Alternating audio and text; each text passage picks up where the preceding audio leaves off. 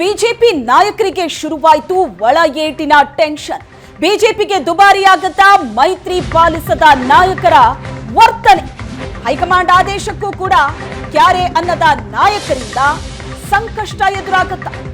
Congress BJP ನಾಯಕರಿಗೆ ಒಳ ಏಟಿನ tension ಶುರುವಾಗಿದೆ. ಮೈತ್ರಿ ಪಾಲಿಸದ ನಾಯಕರ ವರ್ತನೆ ಏನಿದೆ ಇದು ಬಿಜೆಪಿಗೆ ದುಬಾರಿಯಾಗತ್ತಾ? ಹೈಕಮಾಂಡ್ ಆದೇಶವನ್ನ ನೀಡಿದೆ, ಆದ್ರೆ ಅದಕ್ಕೂ ಕೂಡ ಕ್ಯಾರೆ ಅಂತಿಲ್ಲ ನಾಯಕರು.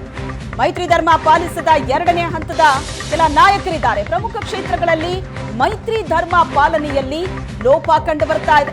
ಕೆಲ ನಾಯಕರಿಂದ ಪ್ರಚಾರದಿಂದ ದೂರವೇ ಉಳಿಯುವಂತಹ ನಿರ್ಧಾರವನ್ನ ಕೆಲ ನಾಯಕರು ತಗೊಂಡಿದ್ದಾರೆ. ಎರಡನೇ ಹಂತದ ಕೆಲ ನಾಯಕರ ಬಗ್ಗೆ ಹಿರಿಯ ನಾಯಕರು ಬೇಸರ ವ್ಯಕ್ತಪಡಿಸಿದ್ದಾರೆ.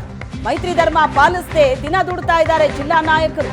ರಾಜ್ಯದ ನಾಯಕರಿಗೆ ಆಪ್ತರಿಂದಲೇ ಮೈತ್ರಿ ಧರ್ಮ ಪಾಲನೆ ಇಲ್ಲ. ಇದು ಬಹಳ ದೊಡ್ಡ ಟೆನ್ಷನ್ಗೆ ಕಾರಣ ಆಗಿದೆ.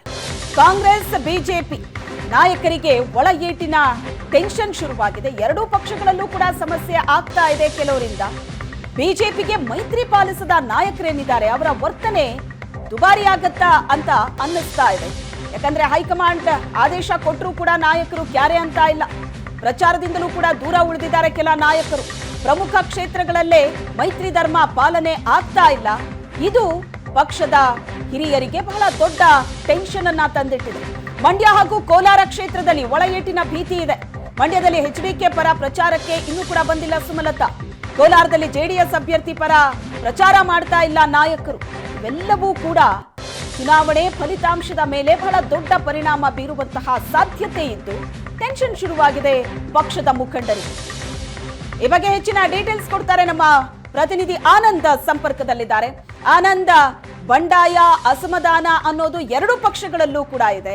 ಈಗ ಬಿಜೆಪಿ ವಲಯದಲ್ಲಿ ಏನಾಗ್ತಾ ಇದೆ ಅಂತ ನೋಡ್ತಾ ಹೋದ್ರೆ ಮೈತ್ರಿ ಧರ್ಮ ಪಾಲಿಸ್ತಾ ಇಲ್ಲ ಕೆಲ ನಾಯಕರು. ಅಲ್ಲಿರುವಂತಹ ಅಭ್ಯರ್ಥಿಗಳ ಪ್ರಚಾರಕ್ಕೆ ಹೋಗ್ತಾ ಇಲ್ಲ. ಹೈಕಮಾಂಡ್ ಆದೇಶ ಕೊಟ್ಟರೂ ಕೂಡ ಅದನ್ನ ಕ್ಯಾರೆ ಮಾಡ್ತಾ ಇಲ್ಲ. ಸೊ ಈ ಎಲ್ಲ ಬೆಳವಣಿಗೆ ಫಲಿತಾಂಶದ ಮೇಲೆ ಅಂತೂ ಖಂಡಿತ ಪರಿಣಾಮ ಬಿದ್ದೇ ಬೀರುತ್ತೆ. ಶ್ವೇತಾ, ಈಗಾಗಲೇ ಕರ್ನಾಟಕದಲ್ಲಿ 3 ಲೋಕಸಭಾ ಕ್ಷೇತ್ರಗಳಲ್ಲಿ ಜೆಡಿಎಸ್ ಮತ್ತು ಇನ್ನುಳಿದಿರತಕ್ಕಂತ 25 ಕ್ಷೇತ್ರಗಳಲ್ಲಿ ಬಿಜೆಪಿ ಸ್ಪರ್ಧೆ ಮಾಡಿದೆ. ಮೈತ್ರಿ ಮಾಡ್ಕೊಂಡಿರತಕ್ಕಂತ ಹಿನ್ನೆಲೆಯಲ್ಲಿ ಸಹಜವಾಗಿ ಮೈತ್ರಿ ಧರ್ಮವನ್ನ ಎರಡೂ ಪಕ್ಷಗಳು ಕೂಡ ಪಾಲನೆ ಮಾಡಬೇಕು. ಆದರೆ ಚುನಾವಣೆ ಘೋಷಣೆ ಆಗಿ ನಾಮಪತ್ರಗಳು ಸಲ್ಲಿಕೆಯಾಗಿ ಪ್ರಚಾರ ಕಣ ರಂಗೇರುವಂತ ಸಂದರ್ಭದಲ್ಲಿ ಕ್ಷೇತ್ರಗಳಲ್ಲಿ ಇರತಕ್ಕಂತ ವಾಸ್ತವ ಸ್ಥಿತಿಗಳನ್ನು ಗಮನಿಸ್ತಾ ಇದ್ರೆ 2 ಮತ್ತು 3ನೇ ಹಂತದಲ್ಲಿರ್ತಕ್ಕಂಥ ಕೆಲ ನಾಯಕರುಗಳು ಮೈತ್ರಿ ಧರ್ಮವನ್ನ ಪಾಲನೆ ಮಾಡ್ಲಿಕ್ಕೆ ಹಿಂದೇಟು ಹಾಕ್ತಾ ಇರ್ತಕ್ಕಂಥದ್ದು ಬಹಳ ಸ್ಪಷ್ಟವಾಗಿ ಕಂಡು ಬರ್ತಾ ಇದೆ. ಅತ್ಯಂತ ಗಟ್ಟಿಯಾಗಿ ಅಭ್ಯರ್ಥಿಗಳ ಪರವಾಗಿ ನಿಲ್ಲಬೇಕಾಗಿರ್ತಕ್ಕಂಥ 2 ಮತ್ತು 3ನೇ ಹಂತದ ಕೆಲ ಬಿಜೆಪಿ ನಾಯಕರು ತೋರಿಸ್ತಾ ಇರುವಂತ ಅವರ ವರ್ತನೆಗಳು ಮತ್ತು ಅವರ ಅನುಸರಿಸತಕ್ಕಂಥ ರಾಜಕೀಯ ನಿಲುವುಗಳು ಸಹಜವಾಗಿ ಅದು ಇನ್ನೊಂದು ಪಕ್ಷಕ್ಕೆ ಅನುಕೂಲ ಆಗತ್ತೇನೋ ಅಂತಕ್ಕಂಥ ಆತಂಕ ಸಹಜವಾಗಿ ರಾಜ್ಯ ಬಿಜೆಪಿ ನಾಯಕರಲ್ಲಿದೆ. ಮುಖ್ಯವಾಗಿ ಹಾಸನ, ಮಂಡ್ಯ, ಕೋಲಾರ ಸೇರಿದಾಗಿ ಜೆಡಿಎಸ್ ಅಭ್ಯರ್ಥಿಗಳು ಸ್ಪರ್ಧೆ ಮಾಡಿರ್ತಕ್ಕಂಥ ಕ್ಷೇತ್ರಗಳಲ್ಲಿ ಬಿಜೆಪಿ ನಾಯಕರು ಇನ್ನೂ ಕೂಡ ಮೈತ್ರಿ ಧರ್ಮವನ್ನ ಪಾಲನೆ ಮಾಡ್ಲಿಕ್ಕೆ 2 ಮತ್ತು 3ನೇ ಹಂತದಲ್ಲಿರ್ತಕ್ಕಂಥ ಕೆಲ ಪ್ರಮುಖರು, ಕೆಲ ನಾಯಕರುಗಳು ಇನ್ನು ಆಸಕ್ತಿ ವಹಿಸದೇ ಇರತಕ್ಕಂಥದ್ದು, ವಿಳಂಬ ನೀತಿಯನ್ನ ಅನುಸರಿಸ್ತಾ ಇರತಕ್ಕಂಥದ್ದು ಬಹಳ ಸ್ಪಷ್ಟವಾಗಿ ಕಂಡು ಬರ್ತದೆ. ಇದು ಸಹಜವಾಗಿ ಒಂದ್ ರೀತಿ ಗೊಂದಲಕ್ಕೆ ಕಾರಣ ಆಗಿದೆ.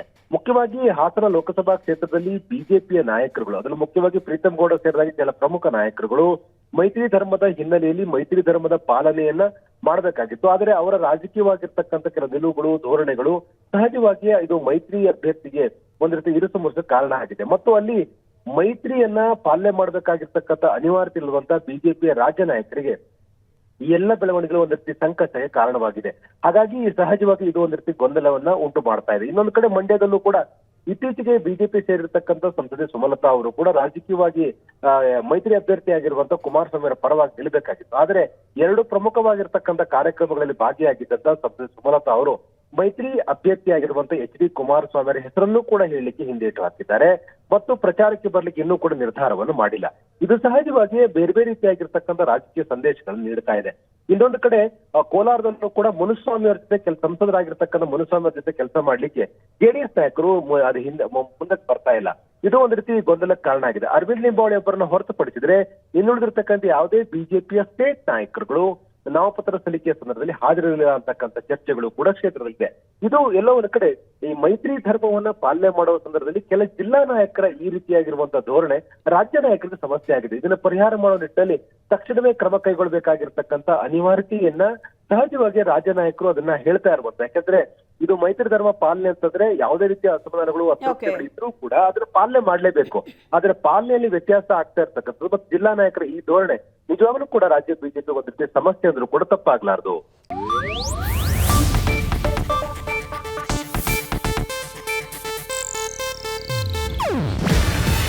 ಇದು ಏಷ್ಯಾನೆಟ್ ನ್ಯೂಸ್ ನೆಟ್ವರ್ಕ್ ಪ್ರಸ್ತುತಿ. ನೀವು ನೋಡ್ತಿದ್ದೀರಾ ಏಷ್ಯಾನೆಟ್ ಸುವರ್ಣ ನ್ಯೂಸ್.